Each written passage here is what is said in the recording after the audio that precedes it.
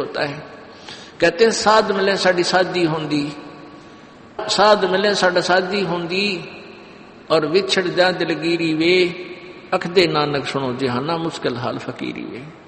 कि तुम भक्तजन जब आते हो मेरे पास सत्संग सुनने के लिए, और जो उपदेश ले चुके हैं, और फिर वो सारे के सारे रह रह कर मेरे पास आ रहे हैं, तो मुझे बहुत खुशी होती है। उस दिन हमारे विवाह होता है, शादी होती है, समागम होता है, चहल पहल होती है। और जब तुम चले जाते हो, विछड़ जा दिलगिरी वे, तुम चले जाते हो जब मुझे दुख होता है। क्यों होता है? कि तुम काल के उसमें पहुंच चले जाते हो, क्योंकि भक्त कम होते हैं और काल प्रेरित व्यक्ति ज्यादा होते हैं। मुझे ये डर लगा रहता है कि कहीं ये भोली आत्मा उन काल के दूतों का ना फंस जा और उनकी बातें वहां के भक्ति ना छोड़ दे, इनकी दुर्गति ना हो जा। जब तुम ठीक ठाक वापस आ जाते हो सभी, तो मेरी आत्मा खुश होती है। उस दिन मेरी खुशी का कोई ठिकाना नहीं होता, लेकिन वो होती है अंदर ही अंदर, लोग दिखावा नहीं होता। साध मिले साड़ शादी होंदी, और विछड़ जा दिलगिरी वे, अखदे नानक सुनो जहाना मुश्किल हाल फकीरी वे। भाई कहते हैं भक्ति करना बहुत मुश्किल है। मुश्किल इन काल के दूता ने बना दी, जनता ज्ञानहीन कर दी। जो भक्ति नहीं करते वो तो सीधे काल के जाल में है ही। जो भक्ति करने की चेष्टा करते हैं तो किसी का तो पति लाठी ठाए पाओगा, तो उसके पति ने कोई और इंजेक्शन ला जाएगा। यो कि होया भाई, हम भी तो नाम ले रहे हैं, हम वहां जाते हैं, हम तो 6 महीने साल में कभी कभी जाते हैं, और आप कहते हैं 10वें दिन भाग लेते हैं। तो भगत ने नाम ना ले रखा तो वो परेशानी पैदा करेगा ही करेगा। किसी की पत्नी ने नाम नहीं ले रखा, भगत ने ले रखा है, तो वह सींग पिनाए पावेगी। किसी के कहने सुनते जानते क्या सुनी घर में होगी। काल न तक करवाना है कि किसी प्रकार ये वहां जाना छोड़ दें, तेरे जाल में फंसे रहें। इसका तो पूरा प्रयत्न रहेगा। लेकिन पुण्यात्मा, यु ज्ञान रूपी ढाल आपको इसलिए दी जाती है कि अपना बचाव करो और भक्ति मत छोड़ना, चाहे कुछ भी हो। आप पुण्यात्माओं अपने घर के काम में, ठीक है, पति पत्नी बच्चे सब कोई कार्य करना है तो सब मिलकर सलाह बनाकर कर लें, बहुत अच्छा होता है। उसमें कोई हानि लाभ भी हो जाती है तो विशेष दुख नहीं होता। उसमें अवश्य राय एक दूसरे की लेकर काम कर लेना चाहिए। और जब आता आत्म कल्याण का समय, उसमें किसी की राय की आवश्यकता नहीं। मान लीजिए आपने नाम लेना है और आपका पति नाट्य है, तो नाट्य जागा। ये अपने जीवन का सौदा तुमने खुद सोचना होगा, इसमें किसी की राय की आवश्यकता नहीं। आपने नाम लेना, आपकी पत्नी मना करती है तो करण दे, इसमें किसी की सलाह लेने की जरूरत नहीं है, चाहे कोई राजी रहे चाहे नाराज रहे। यदि मीराबाई उस समय ये सोचती कि तेरी माँ क्या कहेगी, तेरे पिता क्या कहेगा, ये समाज क्या कहेगा, तो मंदिरों में जाती है। क्योंकि उस समय ठाकुर समाज अपनी बहन बेटियों को घर से नहीं निकलने देते थे, पर्दों में रखते थे। लेकिन मीराबाई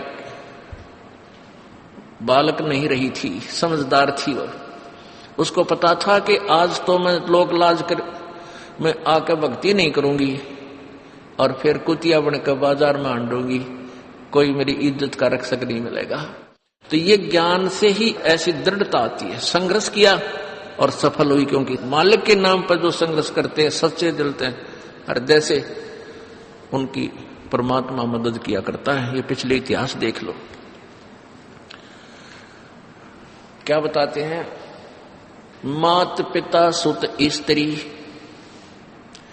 आलस बंधु कान, संत दर्श को जब चले ये अटकावे आण। मात पिता सुत पुत्र को कहते हैं।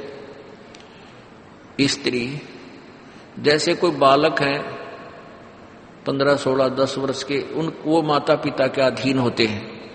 और बच्चे का समझ में आ गई और माता पिता मना करते हैं तो उनके अधीन है वो। और बच्चे जवान हो गए, बूढ़ा बूढ़िया का समझ में आ गई, फिर वो बालक बाधा करेंगे वो रोकते टोकते हैं, तीसरा दिन चल पड़ते हो, किराया कितने नामा फलाना है, यानी कुछ न कुछ बाधा कर सकते हैं। किसी का पति बाधा कर सकता है, किसी की पत्नी बाधा कर सकती है। जब भक्ति की तरफ अग्रसर होता है या सत्संग में आने की तैयारी करता है, या फिर आलस बंधुकान, आलस माने आप पे ढीले गोडे छोड़ दे, फिर देखांगे इबका नहीं जाता, सर्दी घनी है, गर्मी घनी है, और या बंधुकान लोक लाज, इनके कारण ये है भक्ति में बाधक। अब क्या बताते हैं परमात्मा, मात पिता सुत स्त्री आलस बंधुकान, संत दर्शकों जब चले ये अटकावे आण, इनका अटकाया अटके नहीं, और संत दर्शकों जाए कह कबीर सो संत है आवागमन नसावे। इनका अटकाया अटके नहीं, और संत दर्शकों जाए यानी सत्संग में अवश्य जावे, कह कबीर सो संत है आवागमन नसाए, उसका कल्याण होगा। आज मीराबाई जी का कितनी श्रद्धा और आदर के साथ नाम लिया जाता है, और यदि वो उसी तरह की क्रियाएं करती जो उस समय की बहन बेटियां लोक लाज में फंसका अपना जीवन बर्बाद करगी, आज वो कुतिया बनी अंड है। परमात्मा कहते नकबे सर नकबा बनी वह पैर थी हार हमेल, और सुंदरी से वह कुतिया बनी सुन साहिब के खेल। बीबी पड़दा रहे थी डोडी लगे थी बार, अब गातु गाड़े फिरती है बन कुतिया बाजार। वो पर्दे की सुंदरी सुनो संदेशा मोर, इब गातु गाड़े फिरती है वो करें सराय शोर। अब जो डोडी पर्दे जिनका लग गया करते, पर्दे में रहा करती थी, जो अपने आप को उच्च घरों की बेटियां बहू कहा करती थी, उनका सत्संग की छीट लगी नहीं, करते बाहर निकली नहीं, पूर्व जन्म की पुण्यात्मा थी, उनको कोई रानी बन गई, कोई महारानी बन गई, कोई अच्छे घर में जन्म, इस मायाधारी मस्करिया का जन्म हो गया, और वो भगवान से दूर रहने के कारण फिर अगले जन्म में कुतिया की योनि पाती है। तब तो पर्दों में रहती थी, उंगली भी ना दिखने देती, किसी बाहर कहीं हमारी बेइज्जती ना हो जा, मेरी पत्नी जो है सत्संग में चलेगी तो इज्जत का नाश हो जाएगा, और वह इज्जत फिर उगाड़ी अंड है कुतिया बनकर। कहते नकबे सर नकबा बनी पैर थी हार हमेल, 1-1 लाख के गहने पैरा करती, आज वो सुंदरी से कुतिया बनी देख साहिब के खेल। तो पुण्यात्मा ये इन बातों से डर लगना चाहिए, इन बातों से डर लगने लगेगा, मालिक में रुचि बनेगी और भजन करने को दिल करेगा। और ये लोग दिखावा जो ड्रामा है, नाचा कूदी, ये बकवाद मन में आवे को नहीं, ये कहने की आवश्यकता नहीं पड़ा। दास ने कैसा मत करियो, हाँ कहना तो पड़ता है एक बार बालक को, कुछ दिनों के बाद फिर आपकी रुचि ना बढ़े। इतना तो इस दास को विश्वास हो गया है कि परमात्मा के बच्चे भगवान को पहचानने लग गए, क्योंकि अब शिक्षित समाज है।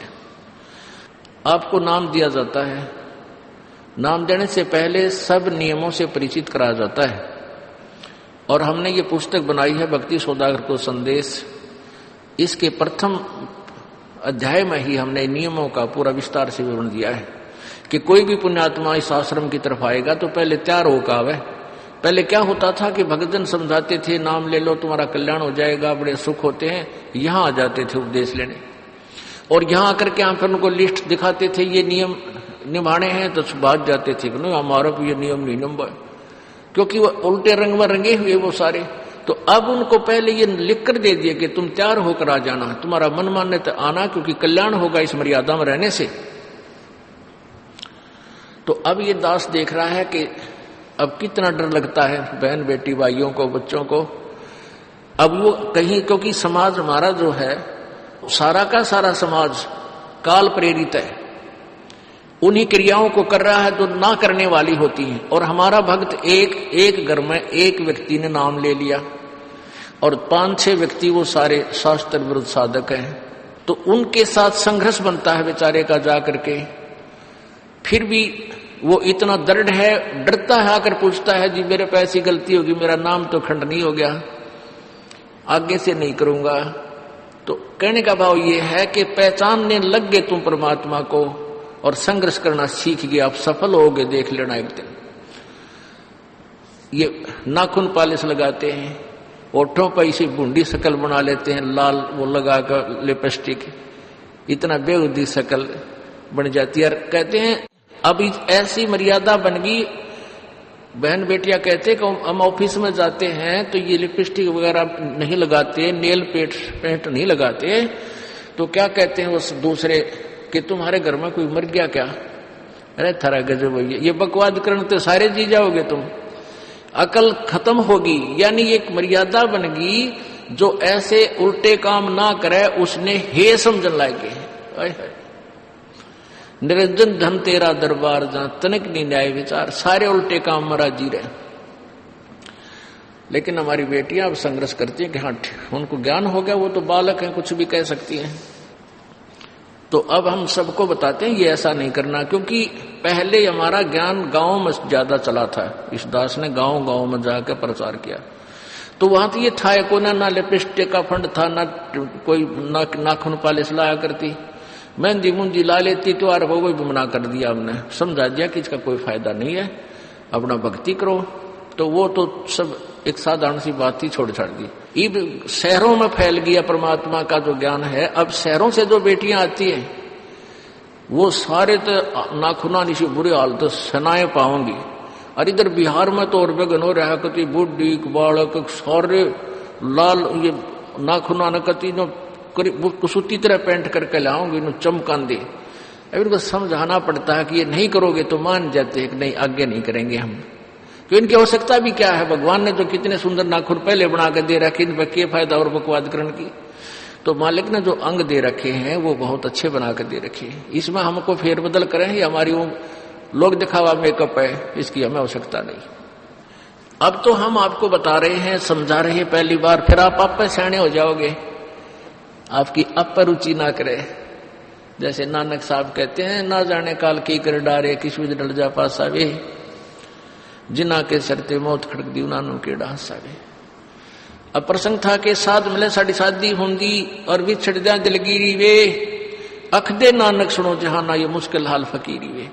तो नानक साहब क्या बताते थे कि तुम जाते हो यहां से सत्संग सुनकर, और वहां आप ऐसे समाज में जाते हो जो सब काल प्रेरित होकर के वो साधनाएं, वो क्रियाएं, वो ड्रामाबाजी करता है, जिससे मुझे डर लगा रहता है कि कहीं आपकी क्रियाएं भंग ना हो जाएं और आप काल के मुंह में चले जाओ। जब तुम वापस आ जाते हो तो मुझे बहुत खुशी होती है कि परमात्मा के बच्चे काल के जाल से बचे हुए, तो उस दिन खुश होता हूं मैं। और तुम चले जाते हो तो मेरी एक तो वो ज्ञान की यहाँ काल का लोक है, ना जाने कब जाना पड़ जावे, इस कारण से डर से अपनी भक्ति करता रहता हूं। और एक तुम्हारी भी चिंता खाती रहती है कि कहीं काल के जाल में ये बालक फिर ना फंस जाए। तुम वापस आ जाते हो एज इट इज, तो फिर मेरी खुशी का ठिकाना नहीं रहता। साध मिले साड़ी शादी होंगी, साध यानी साधु संत, ये भक्त आप साध हो, साध माने जो साधना कर रहा है, और साधु सोए जो सीधा चाल है, यानी जो और लोग दिखावा बकवाद नहीं करता, शराब मांस तंबाकू नहीं पीता, और मेकअप वगैरह शरीर के वापस जरूरत नहीं। कहते पति भरता भावानी चोम चटक श्रृंगार, जो पति भरता यानी जिसने केवल अपने पति से ही लगा हुआ है, फिर उसने बकवाद करने की क्या आवश्यकता है? तो कहने का भाव यह है कि हम सच्चे ढंग से जब लगेंगे, फिर हमने अब पे इच्छा ना हो किसी वस्तु की। परमात्मा कहते हैं इस काया का गर्व ना करियो के काला के गोरा रे, और बिना भजन इसका कुछ काम ना आवे, चाहे एतर छड़को चारों ओरा रे। ये शरीर क्या है? ये गोरा दिखा है चाहे काला किसी का, इसने थोड़ा सा छोल के देख लो, एक जैसा कोबाड़ सब में भरा पड़ा है। ये ऊपर पालिश का फर्क रखे, और इससे नाम अच्छा गुंडा मान लेते हैं। नहीं, ये चाहे काला है चाहे टेढ़ा बेढ़ा है, चाहे किसा बूढ़ा काना लंगड़ा है, इसमें जब भक्ति कर गया वो सफल है, और इस मेकअप में लग गया रहा वो असफल है, चाहे वो कितना सुंदर दिखता हो।